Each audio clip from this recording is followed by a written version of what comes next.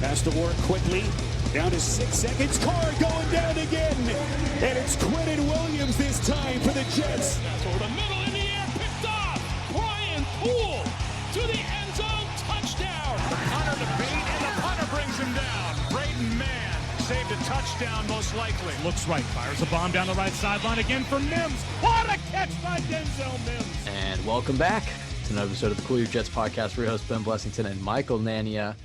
Michael, I think we're recording this one a little too late. It is 12:22 in the morning. We honestly could have recorded this a few hours ago. As soon as Joe Douglas and Robert Saleh came out for their press conference in the middle of the draft, we probably should have known that the Jets were done drafting for the night. But an exciting one, pick 34, going out and getting a weapon for their young quarterback and Elijah Moore, receiver from Ole Miss. Michael, I know you were a little shocked at first with this selection. I know you didn't really like it. Let's see if you can do what I think I'm the master at, and that's called, Jets rationalization. How are you feeling about the Elijah Moore selection a few hours after your initial reaction to the pick? Well, I was definitely taken aback by it, and I know I didn't put out any public negative thoughts about it, but I know talking to you, there are some DMs in there that are not very positive. I think you wanted Joe Douglas fired. I did. I wanted him fired after this pick. He was kidding. He was kidding. In spite of everything, I think this was grounds for firing because – they do have Jameson Crowder, who I think is a great player, but no, being realistic, like it, I was taken aback by it. But after getting some time to think about it, it's a pick that I really like, for a lot of different reasons, because I still, in my opinion, would have taken Tevin Jenkins there, built up the offensive line, and if not doing that, I would have moved back. Or at least attempted to move back, because a lot of teams were moving up and down the board on day two. There were plenty of trades to be had. The Broncos came up one spot behind the Jets. So there are other ways I would have gone, but there are a lot of reasons to like this. Elijah Moore is a good value at this spot. I think he's a lot more than just that gadget guy, because if that's what they were looking for, then I think they would have waited to take a wide receiver. There are plenty of guys they could have gotten who could fill that role, and he can do that really well. But I think they really do picture him in that Deebo Samuel sort of role where he's doing those sort of things, the jet sweeps, the design passes behind the line of scrimmage, the screen passes, but he's doing it at a high volume, and he also brings enough to the table to where he's still a starter and he can produce at all three levels of the field, because that's what he did at Ole Miss this past season. He was second in the entire country in receiving yards per game in the deep range behind Jalen Waddle, and second in the intermediate range behind Dwayne Eskridge. So it's not like he was just that gadget guy. He is a really good all-around receiver. Even at his size, he's able to go up and win contested balls. He caught over 70% of his contested targets last season. His hands are great. He had a 2% drop rate, only 2 drops last season, lower drop rate than any receiver who's taken before him in this draft. So he brings a lot to the table. Obviously, what you're looking for is that underneath stuff, that perfect fit in this LaFleur offense. Can he be that Deebo Samuel sort of guy? But at the same time, he has the ability to, even at his size, just be a flat out really good all around wide receiver. Obviously, you're not going to put him on the outside playing that X role. That's why you have Denzel Mims and Corey Davis here. He's going to be off the line of scrimmage. He's going to be in the slot, but he can move around everywhere. He can line up in the backfield. You can put him in a bunch formation on the outside. He really can do everything. He reminds me a lot of Curtis Samuel. I think, Deebo is the one who gets the comparisons because we're looking at LaFleur's past, and I think we're going to see a lot of those things. But Curtis Samuel is the guy who was lining up in the backfield a lot, taking handoffs, doing a lot of those different things, but also having that 3-level production, because Curtis Samuel wasn't just a gimmick guy. He did a lot of the gimmicky stuff and succeeded with it. But he also led the NFL in deep catch rate last season, and that's something Elijah Moore is capable of doing. So this is not a position that was a position of need. There's even a tweet I replied to you. I said a few hours before the draft, the second night started, I was like, I have no interest in taking a wide receiver today. Yeah. And I do stand by that. Matter of fact, this wouldn't have been my preferred route. I still would have rather taken Jenkins, taken Owusu-Koramoah, even though he slipped a lot further than we thought he would, or traded down. I do think this is a little bit of a luxury pick, so not a huge fan of the positional value, but at the end of the day, it's another quarterback supporting move. If you keep Jameson Crowder, this is a ridiculous 5 deep wide receiver depth chart. you're talking about Keelan Cole being your fifth best receiver, or your fourth best receiver, or your number four receiver being either Crowder or Elijah Moore. That is extremely good depth.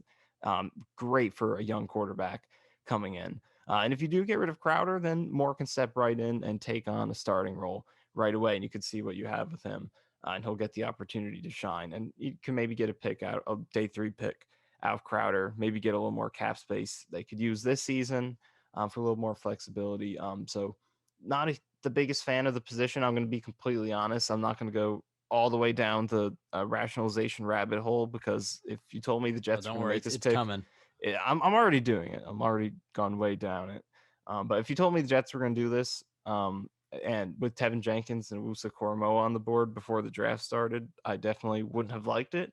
So I'm not going to completely just, be use the revisionist history here. But Right. Elijah Moore is a very good player. He helps out the quarterback. The Crowder's contract is expiring after the season anyway, so you have to think long term with your draft picks as well. It's not just about right now. Crowder's going to be gone next year, presumably. So you need to have his replacement in mind, and Elijah Moore can be that. So there's a lot to like about this pick. Not the route I would have gone, not what I expected for sure. They have a lot of defensive holes, and they were unable to get more picks to fill those on day 2. And they took a player at a position they were already pretty strong at in my opinion. But at the same time, he checks all the boxes. They were missing a wide receiver in terms of the elusiveness, playing that X factor sort of role, gadget role, but at the same time, still having enough upside to just be a flat out really good wide receiver for years to come. So I like, this is the sort of pick I feel comfortable giving a solid B. This isn't the positional value or the pick value in terms of the potential of the trade down that I would have liked, but the player is an A. The everything else in terms of position and the draft capitals probably a C. So I can give this a B overall. Yeah, I think my Jets rationalization comes more from a complete faith in Joe Douglas, because I didn't used to be like this. And I think the Jets have just made me so sad over the years that if you can just put yourself in the mindset that the Jets were thinking in when they make a decision, you're always happy. And I'm kind of doing that a little bit to an extent on this pick. It's not necessarily what I would have done, but I definitely cannot hate on the philosophy. I was very adamant. It's like, look, if the Jets love a player, they should just take him at 34. Don't mess around. And Daniel Jeremiah said on the NFL Network stream that when he was a scout in Baltimore with Joe Douglas, they had a thing called, Red Star players under Ozzie Newsome. And those are players that you just really loved. And he said he knew for a fact that Elijah Moore was a Red Star player for the Jets. So the fact that it was a guy that they were really in love with, thought was a great fit in their offense and was going to help their rookie quarterback, I think you'd do it. Yeah, and because it seemed like they were going to take him at 23. Yeah, it seemed like, yeah, if they didn't get off, the way they were talking to him, they were like, after the trade up, we were afraid we weren't going to get you, so they were going to take him at number 23 if they stayed put. Yeah, which is a bit surprising, but I like it. I like that they're going to help their quarterback, and I like that he's a contrast to the receivers that they already do have. And I think it's a really good fit with Zach Wilson. We've kind of talked about surrounding your quarterback with playmakers that play to their strengths. And I think the Jets have a lot of really good big-bodied possession guys who can come down with those jump ball routes that Zach Wilson had a lot of success with at BYU. I think that Corey Davis and Denzel Mims and even Keelan Cole are going to be able to provide that. I like the security that Jamison Crowder, if he stays, is going to give him, and that applies to Elijah Moore because his hands are amazing. I mean, he's fearless over the middle, and he has terrific hands. So you don't have to worry about that. He is a really perfect Shanahan receiver, but I like that he's just going to give the Jets some explosiveness. He's going to give a quarterback like Zach Wilson, who likes playing that backyard football, that can change his arm angle and whip it 50 yards down the field. I like that he's going to have somebody who's kind of capable of capturing that big play magic. Although he hasn't really been much of a deep threat in college. I mean, he did obviously have examples of it. He's more of a yards after catch type of receiver, but I think you like the potential there because his route running is so crisp, because his hands are so good and he's so explosive. And his pro day was insane. Just watching the video of his 40 time, it was just jaw dropping. And then watching how many reps he was able to do on the bench. I mean, this is an incredible athlete. And the way that I look at it is like, look, if you look at all the best drafts, or look at all the best Jets drafts, 2006, any of the ones that people point to, 2000, there's about 3 to 4 good to great players in that. I think fans have this misconception of that you're going to hit on every single pick. If you have 7 picks, you're pretty much just trying to hit on 3 or 4 of them. I mean, 4 is a really great draft, 3 is a really good draft, and etc. And the Jets, I feel this way, and Joe Douglas said it, that they got 3 players in their top 25. So they essentially got 3 first rounders, and you got to be ecstatic about that. If their projections are right and their scouting department is what we think it might be, because I'm quite optimistic about this group, I think you have to be head over heels. I mean, I think this is look at what they've done for Zach Wilson, what they couldn't do for Sam Darnold. This is already a miles better team than what Sam Darnold walked into. You posted that graphic of the receiving core that Darnold had his rookie year against Chicago when there was a few injuries.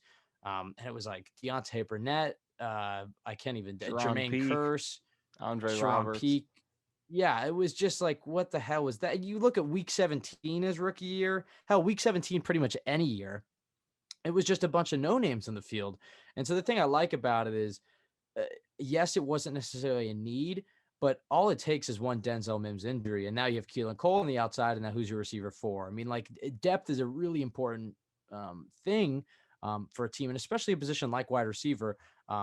So I don't hate the move at all. You bring in depth to your receiving department. You give them something that's a little bit different. You give them that explosive weapon. I think he's going to be a great fit. You've talked a lot about how they kind of need a guy that they can give these jet sweeps to, those receiver screens, those gadget plays. It's a really big part of that Shanahan system. And yes, there are a lot of guys in that draft that fit that mold. But if you think Elijah Moore is the best at it in the draft, or one of the best at it in the draft, and there's a difference in tier, you take him. Because that was one of the things. It's like, Owusu-Koramoah was great, and I kind of had a feeling they might take him when I was just, when the pick was in, I was like, I think it's going to be Owusu-Koramoah, because he's literally all gas, no break is pretty much how I would use to describe him. He's a perfect fit and solid system, but I was kind of worried about it. I'm like, look, he's undersized, so there is kind of the worry about him being a tweener. I think he will be good, but there's at least that question mark.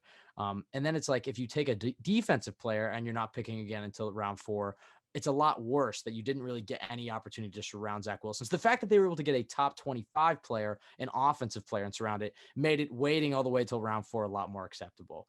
So let's talk about round 4, because Michael, I think we'll start with the offensive line. I think some fans had an expectation that the Jets might try to double down on offensive line. Tevin Jenkins was still there. Creed Humphrey was still there. There was a lot of really good offensive linemen that went on day 2. And me and you both talked about this as well.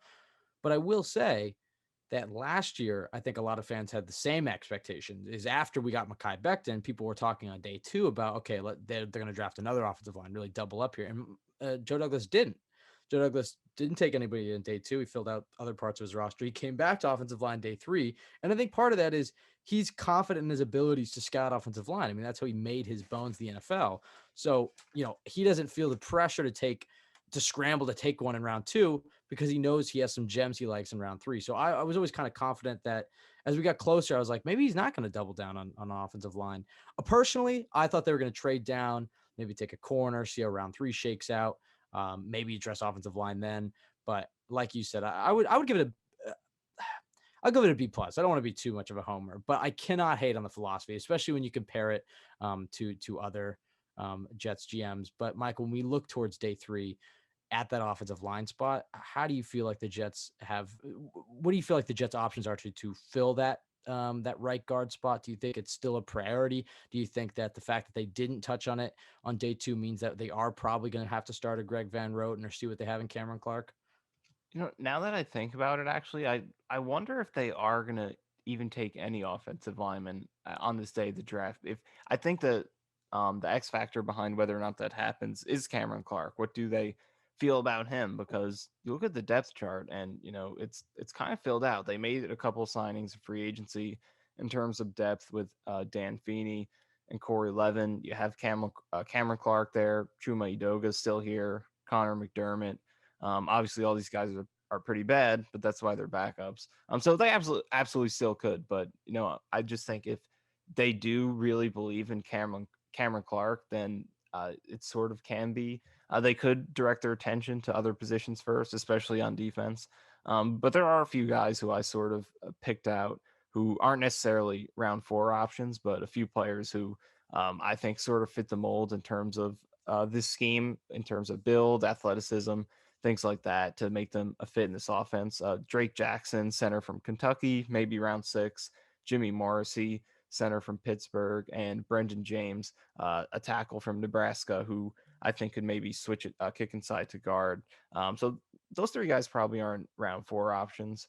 But all 3 of them really fit the athletic profile, I think, for this scheme. So I'd look at them for that reason, because Vera-Tucker fit the profile perfectly. Just looking back at previous guards from San Francisco and Atlanta, when LaFleur and Shanahan were together, he's pretty much exactly the average of all those guys together, with a little bit extra in terms of the bench press, but everything else was like right on line. So they really did sort of live up to that mold, the typical wide zone Shanahan guard. So those 3 guys are kind of in that mold. I'd look out for them. But Trey Smith is probably the best guard. You listed him as the number 1 option. So he's definitely someone to look at. Trey Hill at center from Georgia, maybe not as much of a scheme fit, but probably the best center available. So there are some options, but I do wonder if they're going to go there, because there is a little bit of a pipeline going now. And they should continue to add to it by all means. But, this is day 3. You got to play the board. You're not necessarily going to reach for needs at this point. And at any point in the draft, you don't want to do it. They just took a wide receiver in the 2nd round, and Joe Douglas has shown us that. That's a really good point. I think we're guilty of this as well, but a lot of fans look at the NFL draft like, a big shopping list or something, and you can't really look at it as a time to fill needs. That's what free agency is for. I think you just go and you take the players that you're confident in, you take the players at the top of your board, and you can look at it through different lenses. Clearly, Joe Douglas is using a filter this year of, we got to surround our quarterback. So he's looking at the best players on his board, but he's going to lean offense. It's kind of the sense I'm getting. You can lean possessionally, but you get into trouble, and there's a lot of reasons, there's a lot of reaches and busts, is when it's like, okay, we need a left guard, so let's take the best left guard available, instead of, if you have a corner on your board that is, you have, a late 1st round grade on, and you're at the top of the 3rd, don't pass on him, take him if your scouts are confident in him. And the Elijah Moore pick reminds me actually a lot of the Ashton Davis pick last year, and I like it a lot more than the Ashton Davis pick last year. But Davis was a guy that they got to the 3rd round, and they had reportedly a late 1st grade on him. And they didn't necessarily have a need of safety. I mean, obviously they had May and Adams at the time. There was obviously some question marks with Adams, but this seemed more like a May replacement. But it was like, look, we're not winning anything anytime soon. We have a late 1st rounder on this guy. Yes, could we go and help out our quarterback and Sam Darnold? Maybe, but let's go and take the safety that we have a late round 1 grade on. It's kind of the same thought process of Elijah Moore. So and I'm totally guilty of this every single year. I think we're all guilty. No, I am of it. too. Like I fall into the trap every year. Like even with this very pick, I was like, linebacker, tackle, these are the needs, but it's just not how you draft. They can take safety. Right. And they took safety last year. But I think the biggest reason behind that is just this game, this sport, it changes so fast. Injuries, guys declining. So much stuff happens. Jamal Adams just completely turning into a lunatic and forcing his way out of town. You never know what's going to happen. So something that's not a need today could be a huge need tomorrow, and something that you have solved right now could, end up being a need down the line. So things change really quickly. So you just have to take the best talent. Obviously, you lean towards need a little bit. The Jets aren't taking a defensive tackle in the 2nd round. But so you lean towards it a little bit. Obviously, Joe Douglas is putting emphasis on supporting the quarterback. He's clearly doing that. But at the same time, like wide receiver, quarterback supporting position, not the biggest position of need on the team, but they love the player, they love the scheme fit, so it makes sense. So I think in general, like I've got to start doing better with it, because like I know this, but I continue to fall into the trap every year. I think we got to just look at talent more. Yeah, it's also long-term needs. It's not just short-term needs. Like, it would make no sense the Jets drafted a quarterback because Zach Wilson is their long-term plans. But Elijah Moore makes sense because it's like Jameson Crowder is not going to be a Jet next year. And quite frankly, they could trade him today or cut him before the end of the season, or et cetera, or keep him. I personally, if you don't get a good trade offer, I just keep him and bite the bullet. But, especially you could trade him away. And Elijah Moore slides right in. You have to look at your long-term needs. You can't just look at, okay, this year we need this we need a guard, we need etc. It's like long term, okay, we're probably gonna need another corner. Long term, we're gonna need a linebacker. But this year it's like we can go and sign Richard Sherman. This year we can go and make way with Blake Cashman, etc. You just have to look at your long term plan. And clearly the Jets were really confident in a player like Elijah Moore. As far as day 3, though, the guy that I'm really eyeing is Jabril Cox. I'm really surprised he's still available. Part of the reason I didn't want to Owusu Koromoa is it's a deep class, and a guy like Cox, I was targeting with maybe one of the Jets' 3rd-round picks. The fact that he's still available, I think he's that perfect will linebacker for Robert Saleh. I do think the Jets need to give him something. A perfect will coverage linebacker. I think Saleh can help mold him into a great player if they want to keep going offense. Because I don't think you reach for a corner at this point. I think if you like a corner, you take him, but kind of what we're saying, like, don't reach for one. Just go and sign Brian Poole and go sign Richard Sherman or Steven Nelson or somebody. And Bless Austin now has 2 years of starting experience. I mean, he's not a complete scrub, I guess. So it's just like, I think he if you're going to lose scrub, honestly. Oh, he's not great, but it's like it goes back to the sentiment we've had all month. It's like if you're going to lose games, let it because your defense sucks, not because your rookie quarterback's getting battered. So it's like if they want to keep going offense, it's like Brevin Jordan's there, tight end for Miami. I loved the fit a little bit better with Tommy Tremble because he was more of a blocking tight end. He was more of an H-back. He kind of juxtaposed Chris Herndon a little bit better, but still another weapon that you can utilize in 12 personnel. Obviously, there's a lot of good running backs available. Michael Carter and Kenneth Gainwell jump off the page to me. They could go back to offensive line. I'm personally, I think it'll be Jabril Cox if he's there. I think if Jabril Cox makes it, he makes too much sense. Saul is a linebackers guy. You give your head coach a new toy to play with. I think it's really good value. What are you kind of thinking for the first pick in the 4th round? And then we can, I guess, talk about some day 3 sleepers. Definitely Jabril Cox. I'm really surprised he made it that far because we saw Jamin Davis, who was mostly throughout the process seen as like a 2nd, 3rd round guy. We saw him ascend into not just into the 1st round, but into the top 20. A guy who is good in coverage, good athlete, smaller linebacker, play the will role. And Cox is that same sort of guy. And he played at North Dakota State for a few years, and he dominated there. And then he makes the jump up to LSU in his final season, and he continues dominating there in coverage, especially. So I'm really surprised he's still around. It just doesn't make a lot of sense to me. So it's sort of similar to Owusu Koromoa, though, making that slide. Then he continued to drop. But Cox is definitely the guy for me here at the number 107 pick if the Jaguars don't take him, which I don't think they will. They are pretty much set at linebacker with Joe Schobert and Miles Jack, but you never know. It's a 4th round. But if Jabril Cox is there at number 107, he's definitely the guy for me because I could totally see him, starting as that will linebacker right away. It's not ideal. That's the depth chart you have right now. With Jared Davis as your Sam linebacker, rotational guy. And Blake Cashman is there to compete for it too, but Cox checks all the boxes, I think, in terms of coverage. And he's also more of a prototype linebacker than Owusu Koromoa would have been. Cox is up at 6'3", 232, so more typical linebacker size for the will position. And he has dominant production on his tape throughout his career. So he's definitely my guy at 107. And then beyond that, wide receiver was what I was looking at, looking to really go hard at, but like now with Elijah Moore drafted, that's probably not on the table. But running back, you can start to think about that now. Kenneth Gainwell's one of my favorites on this day. Great receiving back. Most receiving yards in a season by an FBS running back since Saquon Barkley a couple years ago. Michael Carter is probably going to go early. Running mate with Javonte Williams. I love Javonte Williams. I was sort of expecting the Jets to go with him at 34. That's the name I was expecting to hear when they were on the clock. They didn't, and then he goes with the next pick. I think he's going to be great. Carter isn't quite. He's sort of the lightning to Javonte Williams' thunder, more of the speed guy. But he's really good too. They were both. What type of running back do you think they are looking for? That if they were going to take one. I'm not sure if they're going to have a preference today because you look at the committee that they have. I feel like they have a little bit of everything. Obviously, all these guys are unproven and, frankly, just compared to the rest of the league, not very good. They could be good, but, Tevin Coleman, Ty Johnson, Josh Adams, if we're ranking the league's running backs, they're not going to be very high.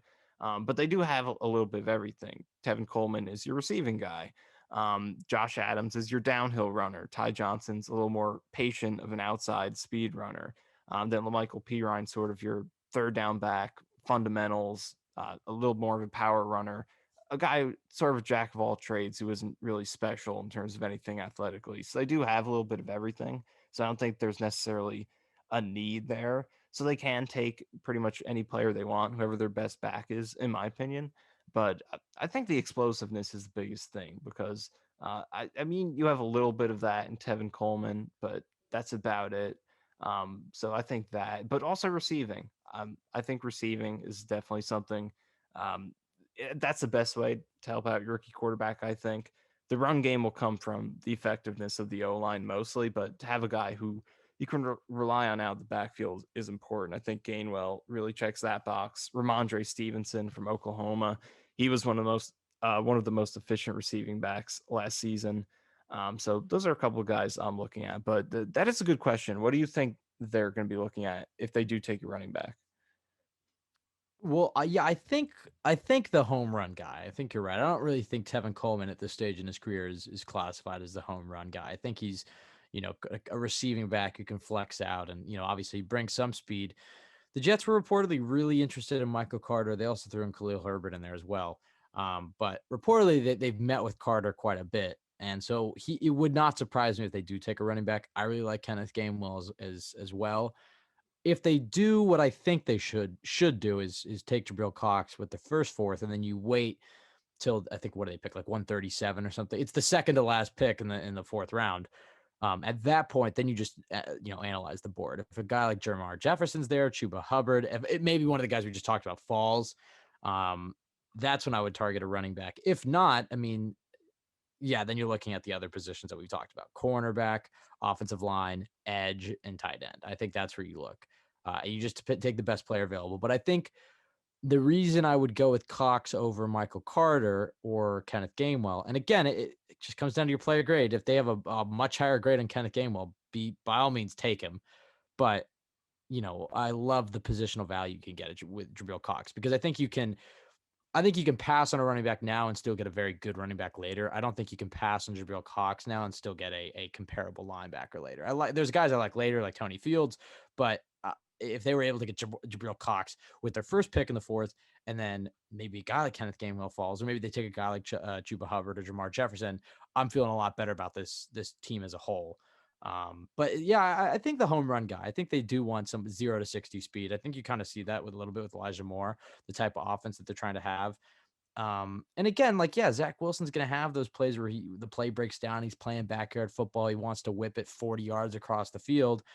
You want some running back that's probably more Tevin Coleman. But you want to bring explosiveness and juice to your offense. I think they're trying to have a high powered, explosive offense. And you'd think that would include a game breaking running back. So if they do go with Michael Carter, I won't hate it at all.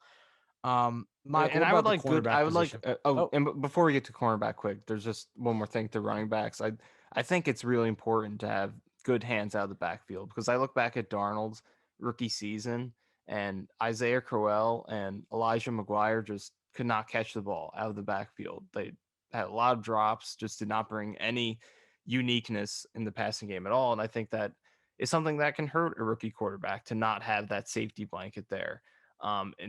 Because you want your rookie quarterback to be able to learn what he can get away with down the field, especially Zach Wilson. We know how he plays. You want him to find that balance between taking shots and checking the ball down. And if you're not confident in checking the ball down because your running backs can't catch the football, then it's going to be hard to find that balance. So I think it is really important to have running backs who have good hands and, keep the drops to a minimum and can do different things as a receiver. But blocking is important too. In terms of the guys they have, the blocking I don't think any of these four guys are terrible blockers, but none of them are really good either. So they can improve there. So passing game value you kind of hope Pirine develops. You kind of hope Pirine develops into that type of running back. Yeah, I think that's exactly who they want him to be, and he wasn't really that as a rookie, which is a little disappointing. Yeah, but we'll see if he can develop into that because I think that's what they hoped he could be. Yeah, because there's another Ramondre Stevenson from Oklahoma who's kind of a bigger back. He doesn't necessarily have the top end speed.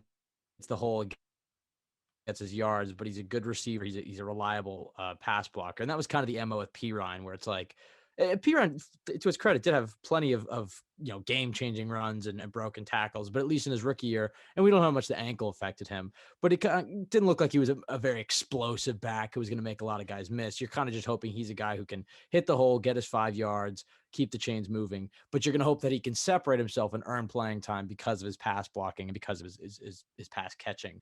But Michael, when it comes to the cornerback position, is there anybody that catches your eye, or do you think it is full on free agency time?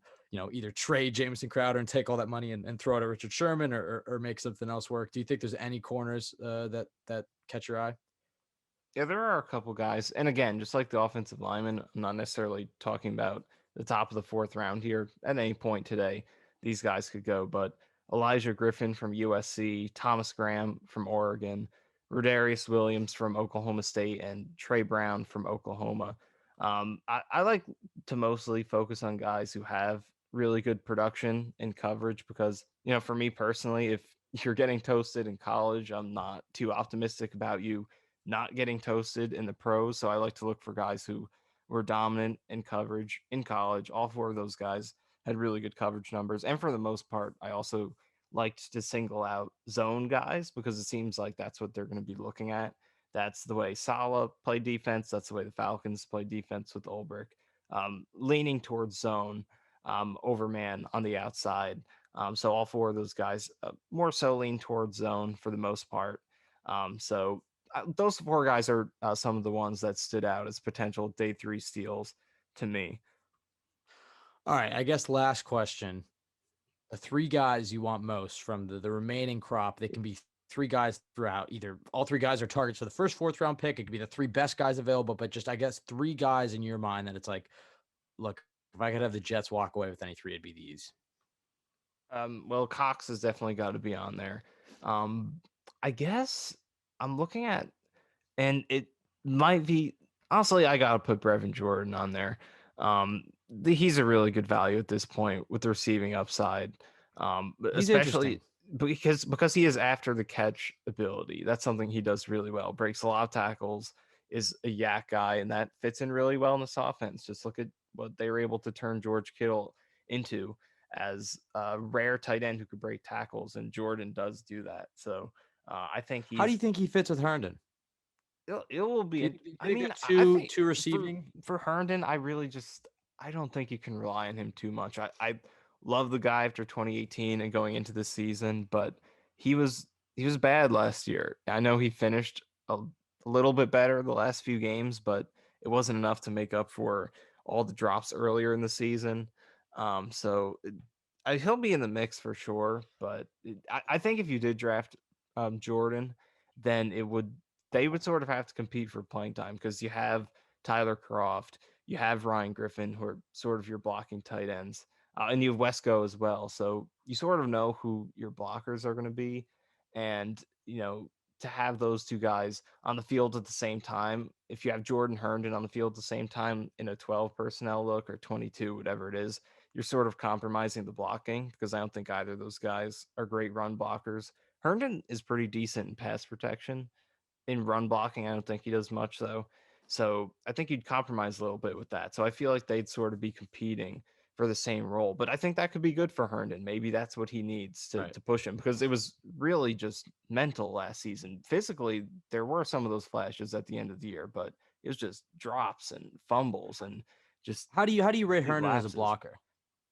Like I said, I think in pass protection, he's probably a top pass protecting tight end, and they use him a lot. But as a run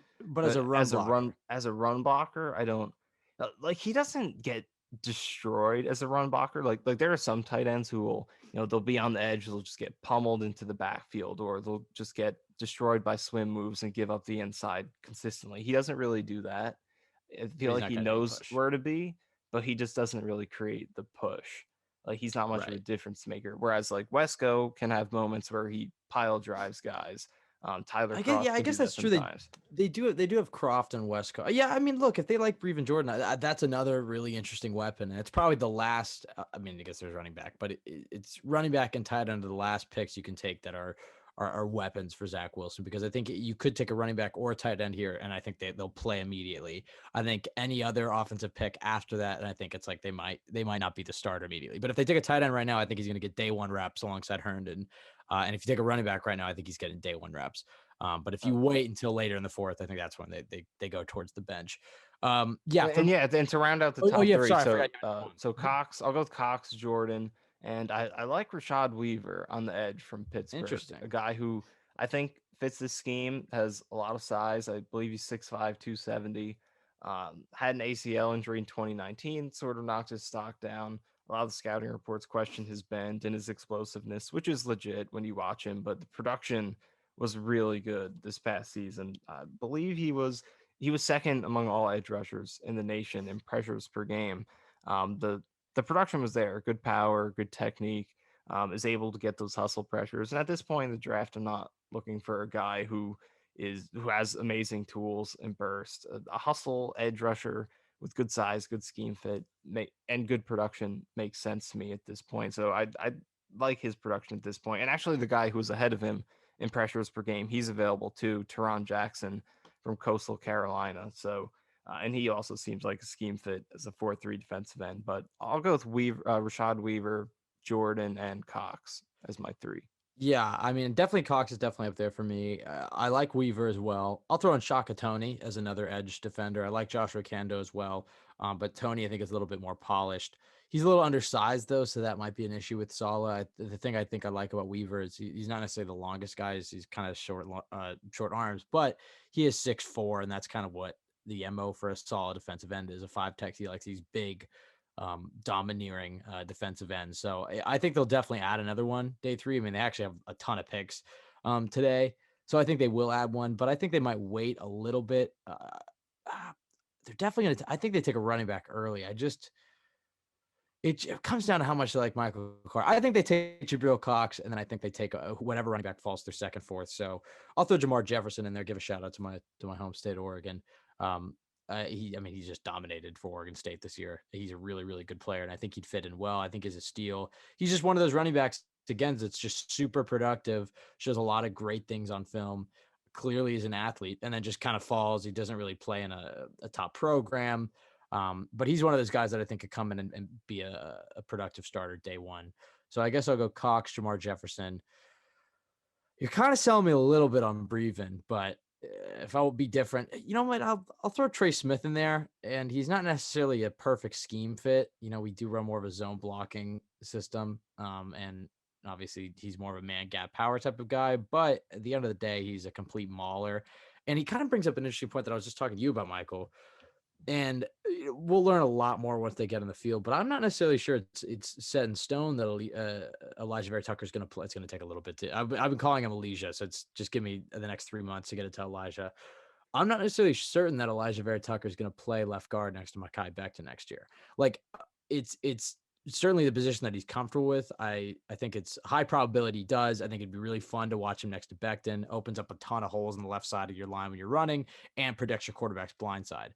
But I think he's naturally a more natural scheme fit for the right guard in a Shanahan system, which is more of the athletic mobile guard that's pulling, more of the finesse guard. The left guard is more of the, he still wanted to be mobile, but he's not as mobile as the right guard. He's more of the mauler. So if they were to take a guy like Trey Smith, or let's say they don't even take him, they have a guy like Cameron Clark who has experience on the left side as well.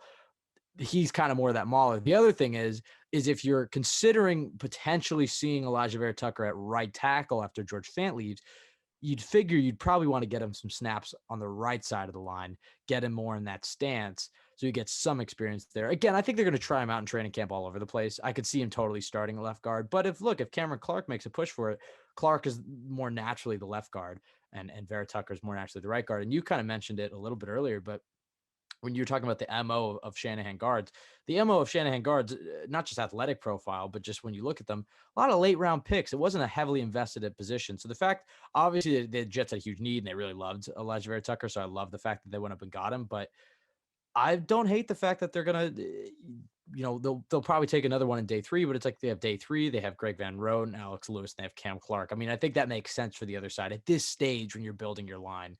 But look, I like Trey Smith a lot. He's not necessarily a perfect scheme fit, but You can't hate on good players.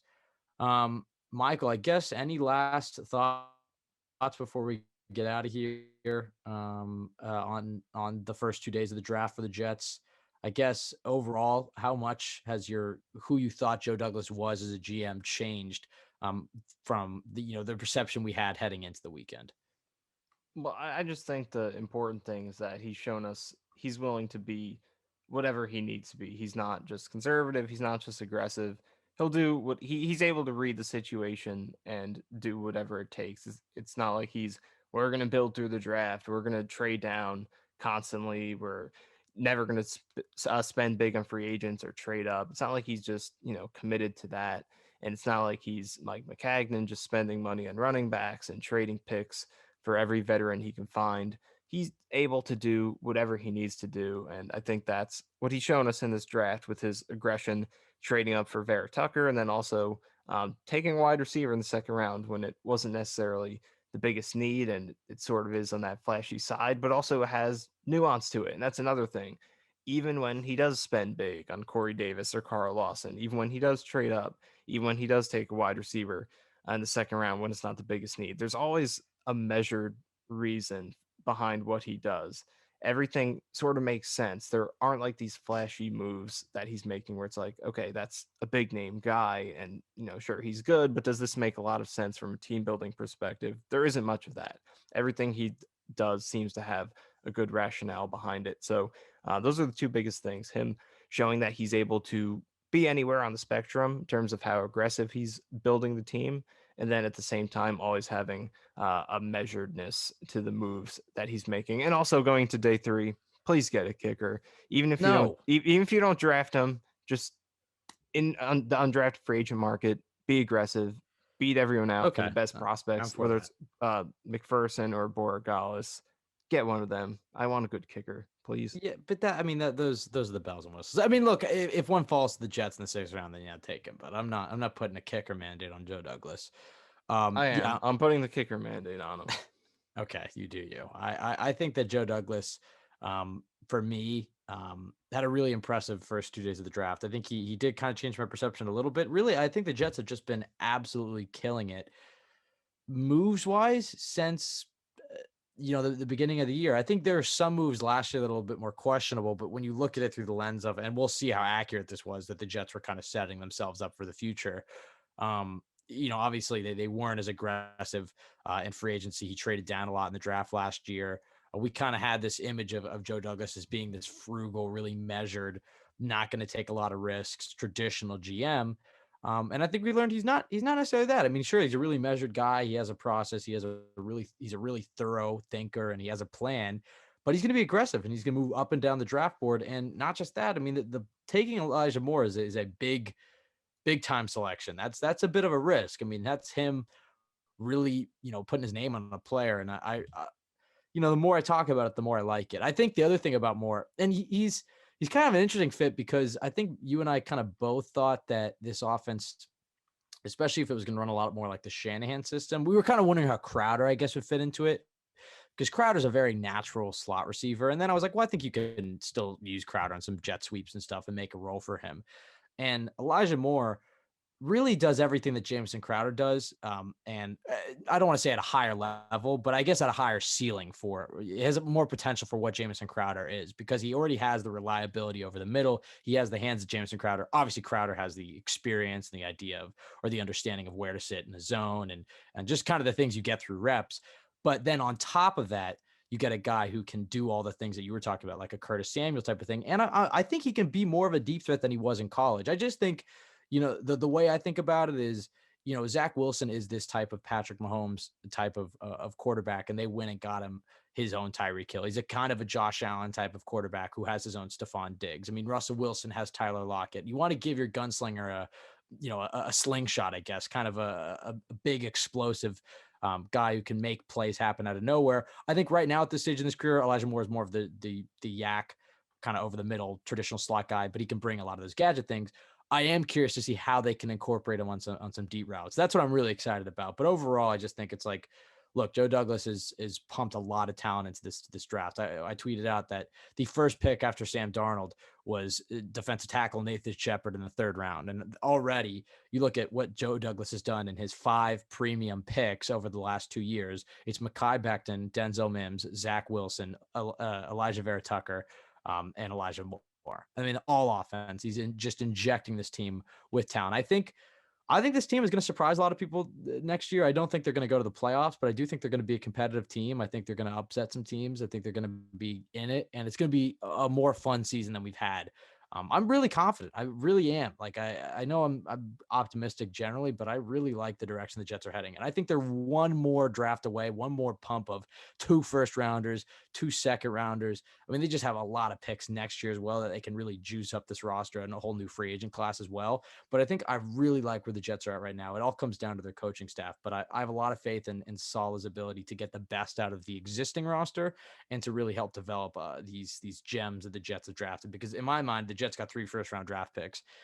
And even if that's all they walk away, if Douglas only hits on these three picks and whiffs on everything else tonight, or this afternoon, which I don't think will happen. I think Douglas will land at least 1 or 2 of these, at least as guys who can make the roster and be somewhat contributors. Even if the first 3 picks are the only guys who hit, it's still a good draft class. Just the talent that he's pumped into this team. And he's a lot more lottery tickets later today. I'm really excited about the possibilities for the Jets.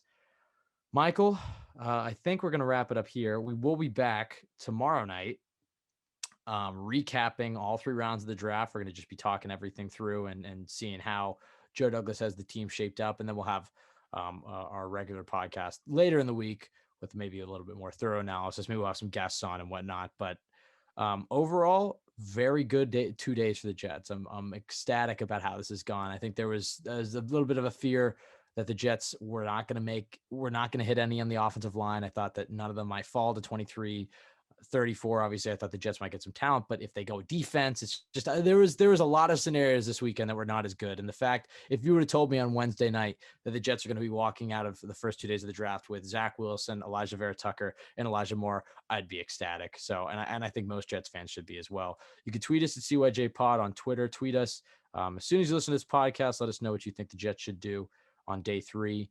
You can follow myself at Ben W. Blessington, Michael at Michael_Nania. Find this podcast wherever you listen to podcasts, iTunes, Spotify, Jets X Factor, which is the best place to go for Jets content. Michael, can I ask something quick right there? Yeah. Go. If someone's still listening to the podcast at this point, or if they're listening to you say that, do they really need to be told where they can find the podcast? I think it's just kind of habit at this point. It's a lot. I'm not saying it's you. It's just in general, like everybody says it. It's more like a general critique. It's a wind down. I didn't want to just be like, all right, we're done now. And maybe I should just do that. Maybe I should just abruptly stop the conversation. It's kind of a way, like when you're on your phone with somebody and you're like, all right, like you're kind of telling them, all right, we're getting off the phone. Like that's I'm hanging up on you. It's just like, all right, bye. Just hang it up. Okay. There has to be a wind down. I'm just talking about like you don't want to wind down. Line. You don't want to wind down. Okay. No, the wind down is good. It's just that one line where it's like people. Right? They're listening to you. They don't need to be told. No. Okay. Ready? All right. Bye. Carr has to work quickly. Down to 6 seconds. Carr going down again, and it's Quentin Williams this time for the Jets. For the middle in the air, picked off. Brian Poole to the end zone, touchdown.